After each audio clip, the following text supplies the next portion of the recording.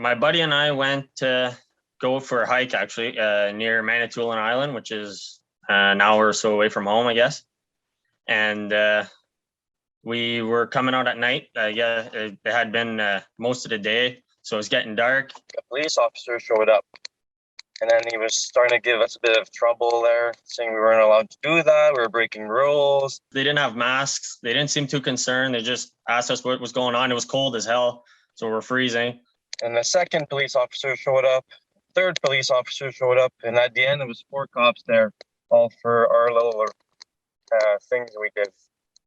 So after that, they proceeded to give us a ticket, again saying we were breaking the law and everything we were doing were wrong, and we were just going for a leisurely walk, really. Matthew and Jason were warming up in their bus, looking around to find a snowmobiling track, which is allowed to do.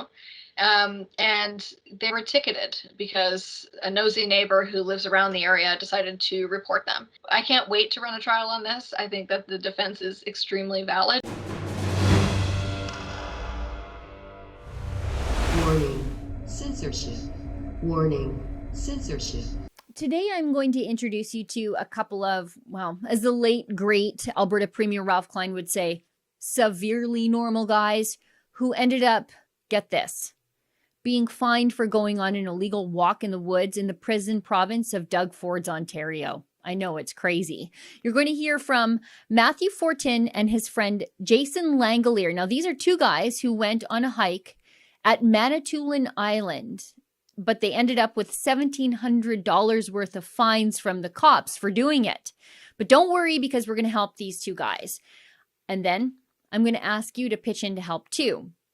We're going to hear from Jason and Matthew, and we're also going to hear from the paralegal working to help the guys. Her name is Jenna Little. Matthew and Jason are being helped by Jenna through fightthefines.com. That's Rebel News' largest civil liberties project, well, ever, where through the support of the registered Canadian charity, the Democracy Fund, and by all of your generous donations, we connect people to top civil and criminal litigators at no cost to them to fight their ridiculous and outrageous lockdown tickets in court. Matthew and Jason were just out and about, all alone in the early spring. Snow still on the ground in places. They were on a hike, getting fresh air, instead of following the Premier's health advice to partake in Netflix and chill and cherry cheesecake. These 2 healthy, low-risk, active individuals hit the remote trails, and then they hit a wall of police enforcement, of bad regulation that seems to make no sense whatsoever. First, let's hear the story of their illegal stroll in the woods of Ontario. Here. My buddy and I went to go for a hike actually near Manitoulin Island, which is an hour or so away from home, I guess. And we were coming out at night. It had been most of the day, so it was getting dark. My buddy lives in a bus, so he converted a school bus into like this motorhome thing. That's what he lives in. Cool. That's what he picked me up in.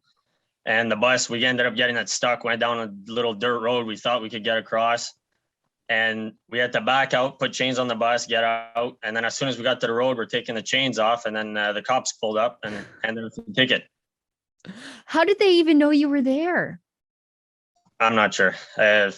Fluke, I guess they were driving by. I'm not sure.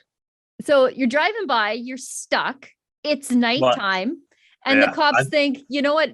Maybe let's not help these guys. Let's ticket them.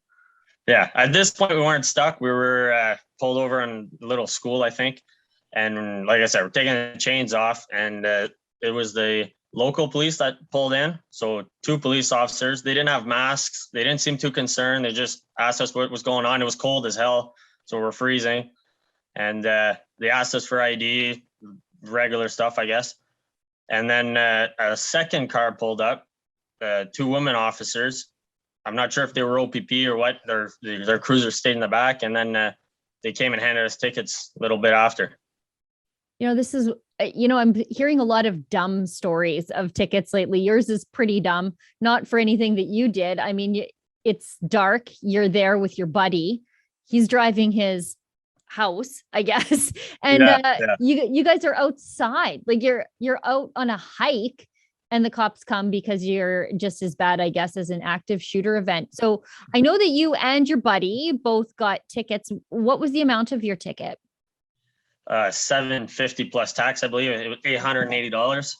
The standard Ontario $880 ding for living your life like a normal individual. Well, Matt, I think this is ridiculous.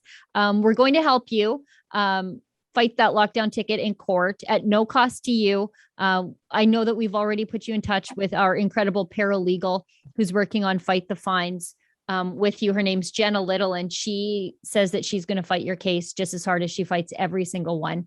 And again, we're going to do that at no cost to you. People at home are going to see your case, feel it's as ridiculous as I do, and they're going to donate to cover your legal fees. What do you think about that? Oh, that's awesome. I haven't missed a day of work throughout this pandemic, and then to try and enjoy a day off and get nailed with a ticket is ridiculous.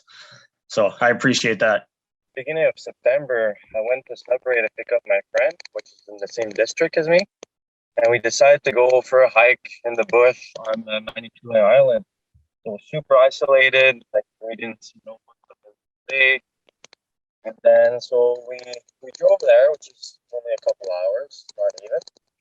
And we did our hike all day. After that, we went down to the city of Manitoulin.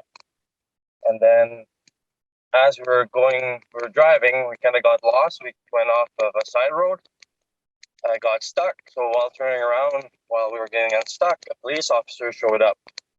And then he was starting to give us a bit of trouble there, saying we weren't allowed to do that. We were breaking rules. And the second police officer showed up. Third police officer showed up. And at the end, it was 4 cops there, all for our little things we did.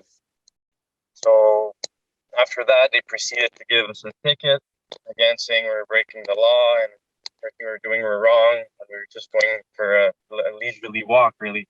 A little snow hike on the island. So after that, after getting a ticket, we were pretty pissed off, I guess. More so confused because we didn't know what we were doing wrong again. Drove back to Sudbury, and that's when we contacted you guys to help us with that. You know, it's funny how you put that. You went for an illegal walk and 4 cops showed up. I guess you're just supposed to stay home and eat cherry cheesecake in your basement, like Doug Ford says, instead of getting out there, getting fresh air and trying to stay healthy. From what I understand from your friend, you got an $880 ticket? Yeah, exactly. For each, me and him. So it's quite an expensive walk, just trying to stay healthy, get out and clear out our minds alone. Really, we were super isolated too. Like we didn't see no one. Like I don't know what happened there.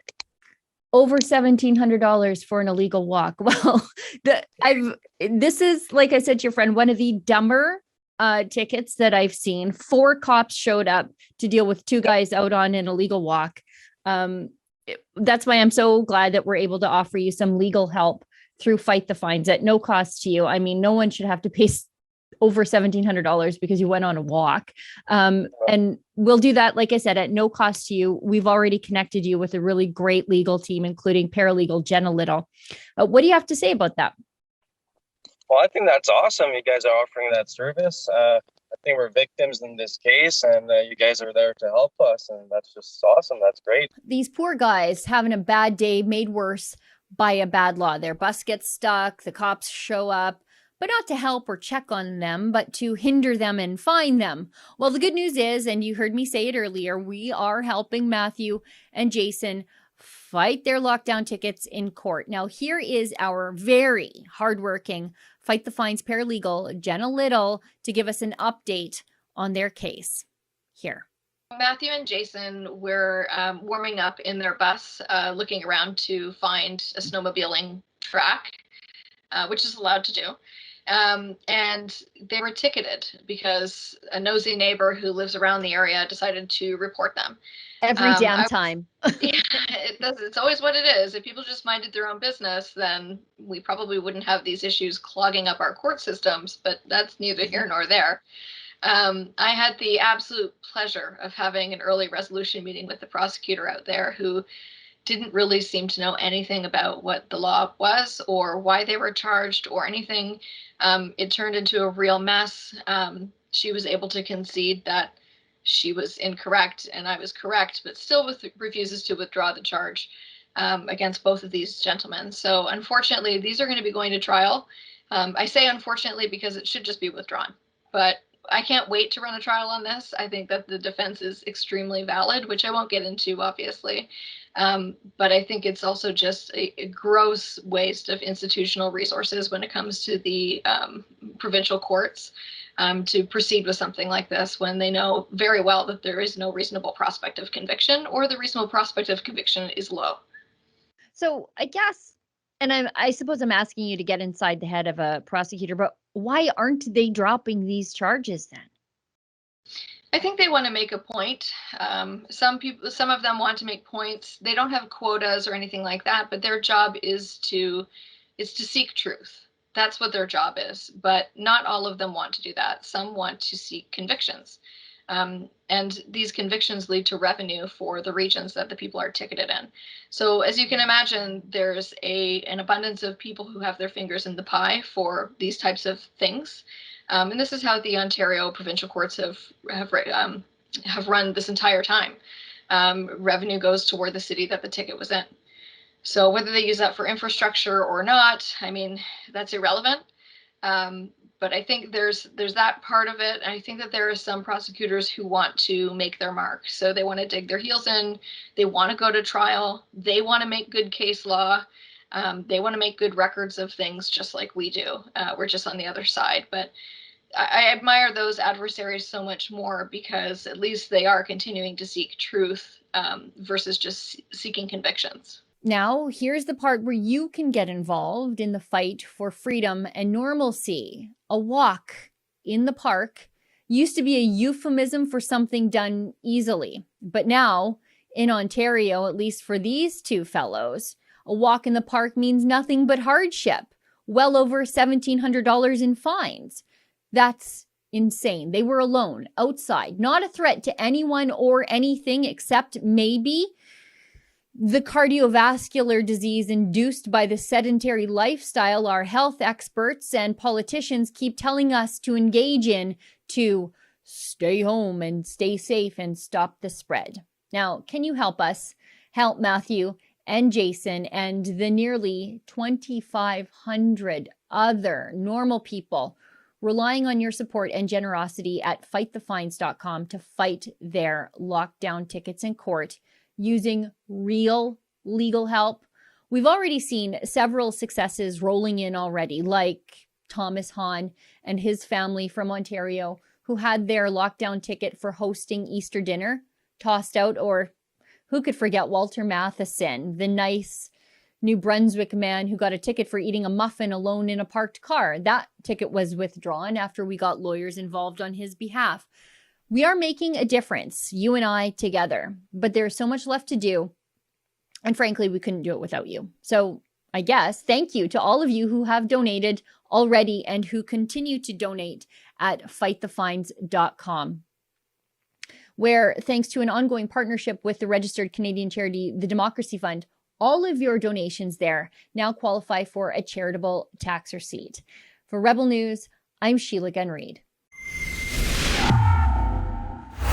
If you'd like to pitch in to help Matthew and Jason and the nearly 2,500 other people being helped through our largest civil liberties project to date, please donate today at fightthefines.com. And as I mentioned earlier, all donations there now qualify for a charitable tax receipt through the registered Canadian charity, the Democracy Fund.